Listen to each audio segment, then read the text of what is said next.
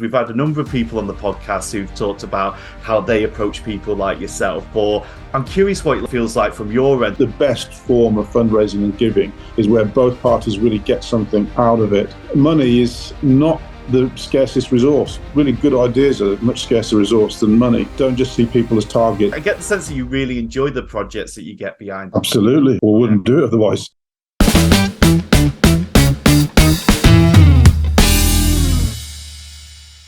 Welcome back to the My Fundraising College podcast.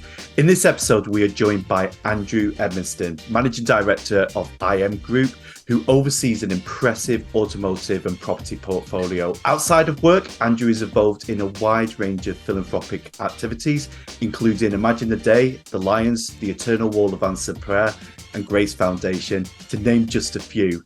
Welcome, Andrew. We're so pleased to have you. Thank you. Good to be here. Oh, brilliant. Right, so to kick us off, you could get involved with hundreds of things through your philanthropy. So how do you actually narrow it down and choose the causes and organisations you'll get behind? Kind of a good question, I guess a good starting question. I've been a Christian for most of my life. Faith is something that's been very important to me, not just in my life, but in my career and the things that I've done, during my career as well. So that obviously is a pretty good, my mind is heading in that direction. So it tends to be things to do with faith, particularly the Christian faith, that has got my heart really. And I think that's probably going to be a key for our conversation. It's about, what's in your heart.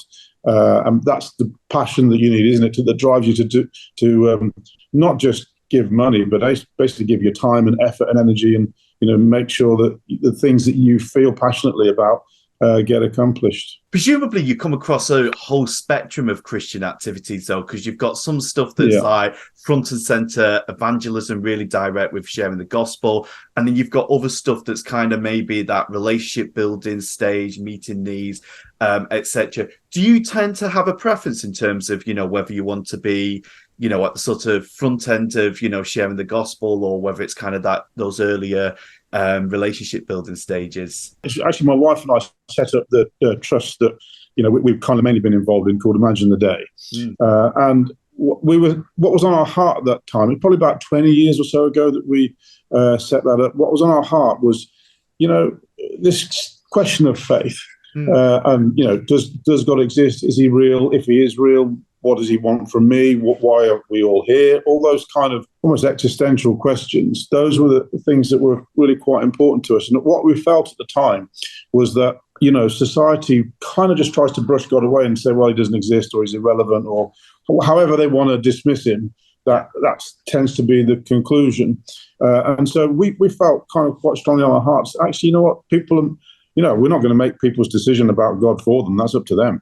Yeah. But we felt that they had, in society, not really a very balanced view and picture of who God is and whether he even exists or not. And we just kind of wanted to get involved with things that help people to be able to make that decision based on a more even and balanced playing field, cut through the rubbish, basically, that you get handed by society. And so you could say, well, okay, what about people who are starving, needy, mental health issues, all the different things that we see in society? Why not just go directly for that? Yeah. And I think the answer to that is quite clear in the Bible. At the end of it, out of getting our hearts and life right with God comes the solution to all those other things. Yeah. So it's like medicine and curing the disease, or just sort of treating the symptoms, really. So those symptoms are still important. Yeah. So definitely there are things that we get involved in, food banks and this kind of thing, where we are very keen to make sure that we are also dealing with the symptoms, because people are in pain. Yeah. But it's no good just to do that. You've really got to get to the root cause. And really, to get to the root cause of some of these things, we've got to discover who we are, why we're here, what we put on this planet to do. Does God exist? Is he interested in me? Those questions we've always felt just really extremely important. That makes total sense. So a lot of listeners of this podcast are either fundraisers or the kind of project leaders that have to do some fundraising to raise money for their projects. So presumably you're being approached by charities looking for support on a fairly regular basis. I'd be interested to hear what it's like to be on the receiving end of those fundraising appeals, because we've had a number of people on the podcast who've talked about how they approach people like yourself. But I'm curious what it feels like from your end, from the human end. Yeah. Do you have any examples of good practice with charities that have contacted you?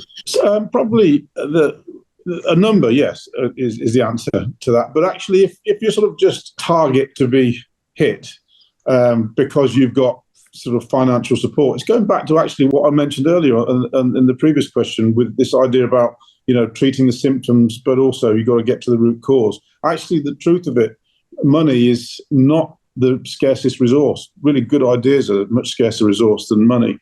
And in our Lions program, where we sort of try to help people in that same situation, you sort of start things, plant things, bring new ideas and great ideas to fruition. Actually, one of the things we talk about is don't be distracted by money. There is plenty of money in the world. Yeah. But actually, even in the corporate world, in business, a really, really good idea, very, very hard to find and hard to come by. So I think I would probably encourage people not to see people like myself as a target, to just go and assume that, okay, you can help me, get closer to my goal. Yeah. I think you have to be a little bit, you have to go a bit more deeper than that.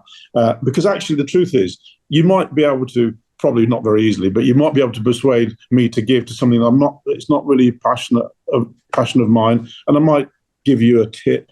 Yeah. I want to call it like that. But actually, I'm not going to be doing very much really for what it is that you're doing. I'm not going to help you get much closer to what you really need is people who have the same beating heart and passion for what it is that you're trying to achieve. Those people will build with you. And if they happen to have resource, money, time, skills, it isn't just about money. In Eternal Wall, which you mentioned, we have a desperate need for certain skills. Yeah. So we need people who have those kind of skills, who are able to say, actually, I can help out with this, and don't necessarily have to be particularly wealthy people. So it shouldn't just think about money in that context. But yeah, so I think that the best practice, really, I mean, if I can give a good example of somebody Please. Who I've sort of we've worked with, is a guy called Tim Jupp, who runs a thing called Big Church Festival. It's kind of a festival, about 30,000 people every year on the south coast of England. And we just think it's a really good, positive family festival, really. Churches from all different backgrounds and types, Catholic Church, Church of England, charismatic churches, Pentecostal churches, they all sort of come and meet together. There's no competition or rivalry. It's a sort of a safe space for that to happen. It's something that, given what I talked about with Imagine the Day, about trying to show and demonstrate to people who God really is, we felt that was something was well worth supporting. But how it happened was Tim developed a relationship with us first. And it wasn't just the kind of relationship that was just, oh, well, I'm developing a relationship with you because you can, you've got something that I want. It was very much look, this is what we do. Obviously, we do need money, but you know what? If you don't choose to give, I'm happy to just come and serve and give to you. He came actually and has done quite a lot of work with our Lions program. So he gave to me before I ever gave to him. Yeah. And then so I sort of, knew as I began to trust Tim and we developed a relationship together, that this was something that we could help with and we could give into. And we didn't just give money, we wanted to give. It actually reached a point where it had grown to such a degree that I think it needed different thinking to happen, really. And so we tried to help provide some of that. It hasn't been a very smooth road. There's been, we think differently a little bit to Tim and his team, but it's relationship that really carries that through in the end. So I don't know where that journey ends, and I don't know what happens with that, but already I believe some great things have been done. And I think you can see from the way I'm talking, my heart and passion is in it. I know Tim's is, and it's that meeting of passion that really good things come out of that. It isn't, he could have just come and said, can you give me a sum of money? And I might have thought, well, it's all right, let me just do that. And it's a kind of a one-time thing, but I'm then going to go and do something else that I'm passionate about. So my advice would be, don't just see people as targets. The best form of fundraising and giving is where both parties really get something solid and sensible out of it, and it feels good, and you only really get that through relationship. No, absolutely. So it sounds like you get to a point where you're both building kingdom together, and it's kind of everyone's on an equal foot there. Yeah, exactly that, and that's how it feels. I'm not painting a picture of utopia and everything is sort of beautiful and rosy, and they have different opinions to we have, and there are challenges. You're trying to do difficult stuff. Yes, they're not easy things that you're grappling with, particularly in the charitable sector, and so there are challenges. But I think at least that tension does produce then something that is worthwhile. No, that's fine.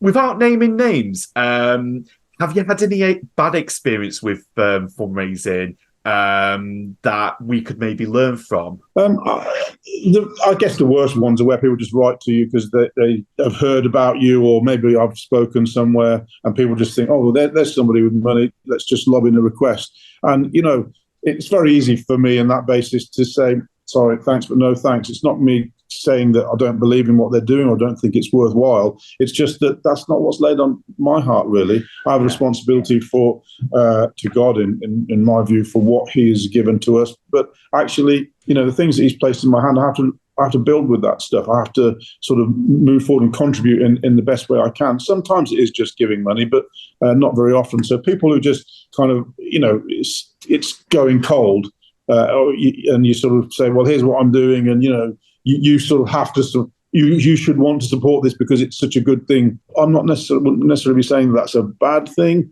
that you're doing, but it's just not what God's laid on my heart to do. So it really is back to this. I guess it's the reverse of the point that I answered earlier about this idea of passion and relationship. When people sort of just presume that, well, you've got money, so of course you want to give to what it is that they are doing without relationship. That tends to be quite an easy thing to say no to, basically. I'm really hearing your passion here. I get the sense that you really enjoy the projects that you get behind and get involved in. Absolutely, of course, yeah. Or wouldn't do it otherwise. Yeah, I mean, it's not just a case of got some money. What can we give to? It's okay. What things has God placed on my heart? Why? Back to that question. Why? Why is a really important question. Why are we here? Why did God put us on this planet? What if he created us? Then why did he do that? What did he want out of us? And I think following that question, I think, is an extremely important thing for all of us. And so I'm happy to cheer other people's why, but God's given me a why, I believe. And so I'm going to use the resources I have to sort of follow that. And that doesn't mean that we always have to be involved in everything that we're giving to. There are some things, I'll give some money from time to time to the Message Trust. And, we've, I guess, with the Message, they're a fantastic trust, really, really incredible. If you've ever met Andy Hawthorne, who leads that, he's just a passionate, inspiring guy. Yeah. But, I think they're the kind of people that, from our perspective, better just to give money to. We tend not to get involved in sort of helping them. They're already quite well established. They've got some very, very good people. They know what they're about. Cheer them on their way, and that's not something that we necessarily get directly involved with, but we can give money to. But crucially, it still is in line with the thing that I was talking about right at the beginning, with what I felt that God had laid on, my wife and my heart, really, more than 20 years ago. That's really great. So with the charities that you do get involved in, how do you like them to keep you engaged in the work that you were funding? Because as fundraisers, we're trained that, you receive a donation and then kind of 12 months later, you send a report. But it sounds like you're looking for a much more dynamic relationship, particularly with the organizations you're really getting behind. Yeah, part of the reason for that is because the style that we have is, particularly within Imagine the Day, is kind of like seed funding. So we're not overwhelmed with funds in that charity. So we don't sort of, we can't bulldoze a project with funds. What we like to try to do is use seed money and then try to use that cleverly and wisely and invest it into people who can use that, and it helps sort of accelerate them. And so I think, that's been our style. Just sorry, repeat the question again. I know I went sort of. Yeah, no. So, like, how do you like those charities to keep engaged with you?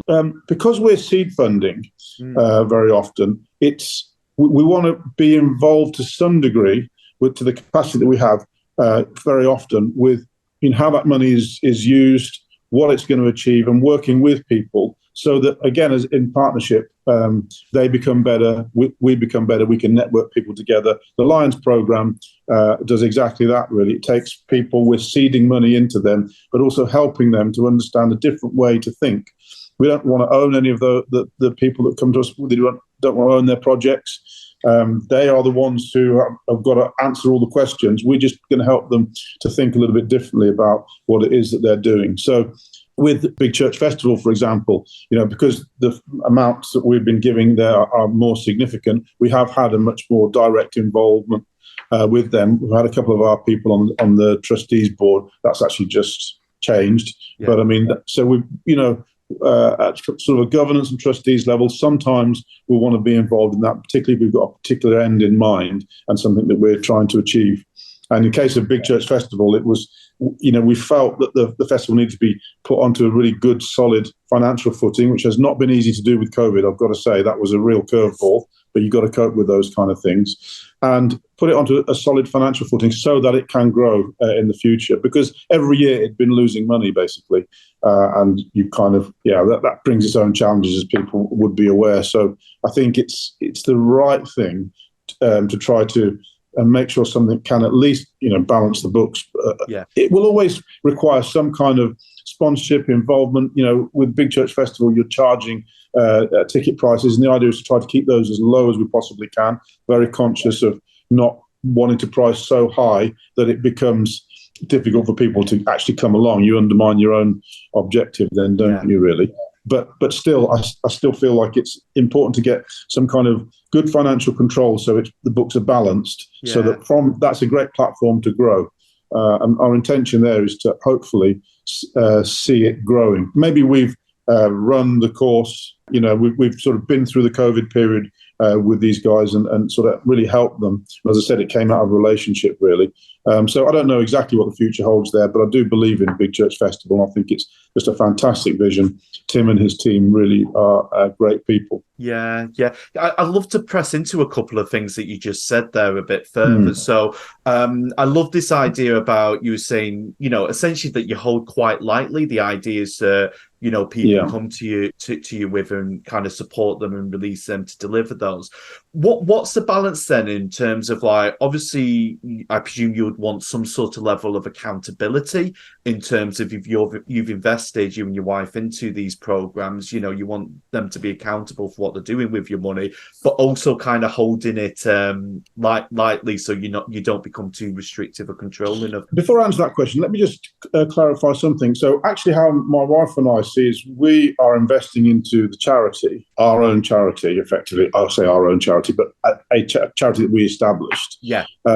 Once the money is in the charity, it then belongs to the charity, and then it's between us and a number of trustees that are in the charity. So for good governance, to then take that, and then it's the operation of the trust that decides, how it's going to work with different projects that we have. So from my wife and I's perspective, our giving is into that charity. In terms of, so I see it almost compartmentalized. Our giving is, we're giving to the charity. We've done what God's asked us to do. Then separately, we are also trustees on the charity, but there are other trustees also. So we don't just say, okay, well, we gave that money, so we want this and this and this to happen. That's not the way it works. The money's given. That's end of. Now, as trustees and with other trustees, we decide, okay, how is the best way to achieve the aims and objectives of the charity? I keep forgetting your question, so I pre-answered the question. You're going to have to ask it again. Sorry. No, that's fine. So how do you balance accountability then? That was really helpful context. So say something like Big Church Day Out or Festival now, you've invested in them. You don't want to control them, but obviously there's going to have to be a level of accountability. So how do you balance those two things out? I suppose the way I run my business also, when I was coming up through our business, I started I was a qualified accountant, it's a family business that we have, came into our business at a very low, at the bottom, really low level, and began to work my way up. Eventually I ran a business, one of our group companies. And so then you are much more hands-on. You're the managing director of a particular business. In that case, it was a car business, and you're looking at how many cars you sell, etc. You're the one that has got to come up with sales, performance, profit, all of those things. And all roads kind of lead back to you. As I went further up through the business and now to my current role, I'm actually, although my title is managing director, actually the truth is I don't really do lots of managing directing because I have people who are working for me that sort of do that. Yeah. So that's kind of helped me to understand that it doesn't need to be me that comes up with all the ideas. Just because I'm at the top of the business doesn't mean I'm the best, most talented and gifted person. In fact, I'm not. I have many people working for me who are far more talented than I am and very skilled at doing certain things. My role, though, is just to make sure the things that the company needs to do and the target that we're aiming at gets achieved. Yeah. It doesn't matter if other people do that. It doesn't matter if we're using their ideas, but my role is to understand, okay, what do we need to achieve? Where are we going? Are we happy with that? And if not, what do we do about it? So in the case of accountability for different projects, you know what? If sometimes you can see people who you just know they're doing it. They're asking all the questions that you would ask.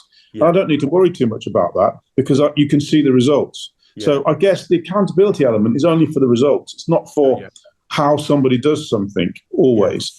Yeah. In other cases, you do need to sort of have an organisation in place that's going to help people because they need that information. Yeah. So they're on the journey of, we're supporting their passion. They've got a passion to achieve something, but they may not know how. In those cases, you need a little bit more accountability, but also us providing help about how to get things done, how to work through trust governance, for example. There are some real complexities with regard to that, and understanding that, I think, is extremely important. So I guess in the end, what I'm looking for is, what are the results we're trying to achieve? If it feels to me like we're heading fast paced towards achieving the results that we're all after, I don't need to be too much involved in that. And we like to cheer people on, sponsor them, help, so long as it's, in line with the aims that we have, really. I don't know if that was a very clear answer, but... No, it was really helpful. I'm going to kind of move us on a little bit. So one of the things I find fascinating is your parents are also involved in philanthropy. I'd love to hear if you see any generational differences between how you and your wife approach philanthropy compared to your parents. I think there are, but I think they are peculiar to our own particular situation. So the situation we have with our business is I run the business, obviously along with many other very talented people. So when I say I run the business, I guess, as I explained before, they're the ones who are really the superstars, if you like. Yeah. But my father still is 100% shareholder of the business. He's not exactly retired. He's working much more within Christian Vision, which is a charity that he established in 1988. So the company supports Christian Vision and to quite a large degree. And so that is a very different kind. It's like a much larger, much more well-established. It's a global charity. And so I feel like my role in building the business is I know that the better I build the business, the more we can support that. So my dad and Tracy, they are kind of very heavily involved in that. And there, money is less of an issue. Yeah. Okay. So, but they tend to get involved in things that they are initiating. So they're kind of doing the legwork, if you like. They have bases all around the world. A lot of what they do is content production. It's again sharing the great good news of the gospel, but also linking that. People that they help, they're able to link them into churches worldwide, provide help on the ground. So it's a link of a number of different things. Yeah. But they have bases all around the world that are doing that, and they're originating the content that they use in terms of how they proclaim the message via digital means, etc. So I guess Imagine the Day, which is a much smaller charity, sort of reflects, my wife, our own personal wealth, which is different in that sense to my father, but it's still coming out of the same desire, really, which is it's about speaking the good news of the gospel. And we tend to be more UK focused. Christian Vision is internationally and sort of globally focused, really. And actually, in Imagine the Day in Christian Vision, we have collaborated on a number of different things. Yeah. And the same with the company, for example. You mentioned Grace Foundation, which is just a fantastic thing. Yeah. That was sort of originated out of Christian Vision. It was, my father actually was a sponsor for 3 academies, Grace Academy. So effectively comprehensive schools in very difficult areas.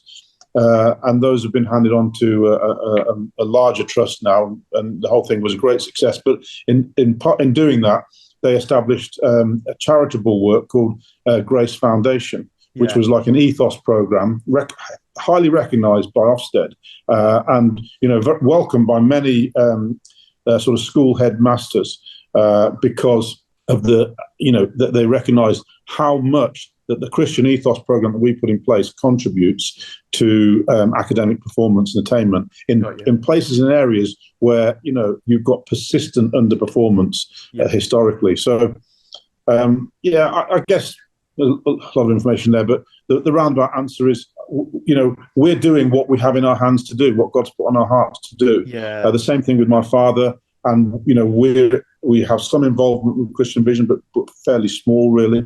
But it's something that's still very close to our hearts because it's coming from our family, and it's something we fully and completely support. It sounds like there's a foundational difference, though, in terms of the work that you're doing is very much kind of like building relationship with leaders and kind of empowering them and supporting them with what you've jointly been told God's speaking to you about. Where you mentioned your dad's kind of very focused on projects that have originated out of Christian Vision. He has a much more direct running. I'm just curious to know, do you see, like, as Imagine a Day grows bigger over the years, that you probably switch to a more hands-on approach, or do you think that's just a fundamental difference in how you and your father, approach philanthropy? If I was in my dad's position, I would have done exactly the same thing. But actually, the thing that we've learned and the history that we have with Imagine the Day means that actually we've become quite good at sort of seed funding, not seeking to try and dominate something with funding, but try and seek to build something with seed funding, but also some help and networking different people who we've come across, who we know are good, and you see what I mean? So now they still do that in Christian Vision. So they're not just an island. Within Christian Vision, there's, one of the things probably I would say has been a feature for them over the last 10 years is very strong, trying to build very strong links into churches. They have a resource, just forget the name of it now, but basically it's like a resource database almost of content that is freely available to different churches. So they're very strongly committed to the local church, because actually the local church is hands and feet in areas across the world. So it's even a large organization like that. It's about understanding what is your place, what is, why are you there, what are you doing, what's your sort of link in the chain, if you like. With regards to Imagine the Day, it's a very different style. It's developed into a very different style of working, and mostly because of we haven't funded it to the same degree as Christian Vision has been funded, but actually that then does mean that there are other things that you can do. Do you see what I mean? I do see what you mean. And it's up to nobody's going to do everything.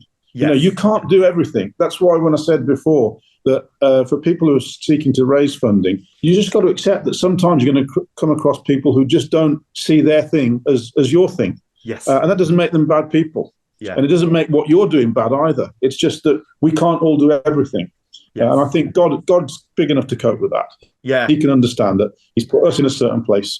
He's given us a certain thing to do, and it's for other people to do other things. Absolutely, I always, when I do fundraising training, talk to people about how God's kingdom is a kingdom of balance. So if He's called one person to, lead on a mission, He'll often have called someone else to kind of get alongside them with the resources and advice, etc. Now, as you said, it doesn't mean everyone's going to get behind it. You've got to find where those people that you align with. But absolutely, it will be out there. God will not call you to do something unless He's kind of figured out how He's going to partner you up with someone who can help resource it. My final question, while I've got you, is we mentioned briefly before the Eternal Wall of Answered Prayer, and I have to tell you, I absolutely love this project. We do too. For those who are listening and they've not come across it yet, could you just give us kind of like a synopsis of what it's going to be and how you see it making a difference? Well, the first thing to do would be to go online and sort of Google Eternal Wall of Answered Prayer, so you can see the sort of the art side behind it. So basically what it is let's call it a monument, but really a living monument as a testament to the fact that God has been answering prayer in this nation and across the world for thousands of years. And so actually it wasn't our original idea, although when we founded Imagine the Day, it was one of the things that was really quite on our hearts, sort of roadside, visible statements about God. For example, the Angel of the North has a message behind it, and I can't remember when it was built in, I think 90s or early 2000s or something. But that message continues and endures, and people relate to it on various different levels. You can relate to it on an artistic level. It's up in Gateshead, right by a main arterial route. It just looks great. It looks fantastic, and there's something, I think, it's when you go to Rome and you look at the Colosseum and all the great things that the Romans did a few thousand years ago. There's something really important and for humans, I think, to sort of express themselves artistically. Yes. And I think sometimes you can create a message that has much more cut through because you've done something in an artistic way. Yeah. And I think God created us that way. So, we can complain and say, well, actually, shouldn't you be giving that money to the poor? Or even Jesus himself said, the poor you will always have with you. And sometimes, there is a time where we have to say, actually, these things are important. It's an important message. I think right now is exactly the right moment to be building a monument that says, God is real. Yeah. He exists. He answers your prayer. And if he answers your prayer, it means he's interested in you and he's got a purpose for you. Yeah. And so, So basically what it is it's a monument. It's made of 1 million bricks. Each brick will represent the prayer. Yeah. So you'll be able to, school children, anybody will be able to go, take a look at this. It'll be beautiful and fantastic, extremely high. I think it's about over 51 meters high, which is like a 13-story building or something like that. So it's an ambitious project. I've got to tell you, it's a very ambitious project. I'm pretty sure we can do it. If it was just me saying it, I'd be 50-50, but I believe that God has sort of said this has got to happen. And, already there's been many miracles. You can read, I guess if you Google, you can read up on the story about that, But the whole idea is people arrive, they'll point their cell phone at a brick, and up will pop the story that somebody has written. And when I say answered prayers, really you should think of them as stories. Yeah. They're stories where, people were in debt or they had mental health issues and they just cried out to God and say, I don't know where else to go. God, please help me. That's a simple prayer. And then something happened, something changed. I know people can say, well, it's coincidence or whatever, but I've had so many answered prayers in my life that just cannot be coincidence. They can't. They can't be coincidences. And when you've got 1 million of them, it becomes a little bit difficult to start to say, well, actually, everybody's lying or they've all got it wrong. Yeah. Do you know what I mean? And so I think it's important for us to talk about our faith to subsequent generations. That's something. It's about leaving a legacy and leaving a message of how God, and reminding people of how God has already dealt with people in Britain and across the world for thousands of years. And so, and therefore, the question becomes, if God has answered all those prayers for all of those people and these stories that you can read, what prayer might he answer for you? Yes. Yeah.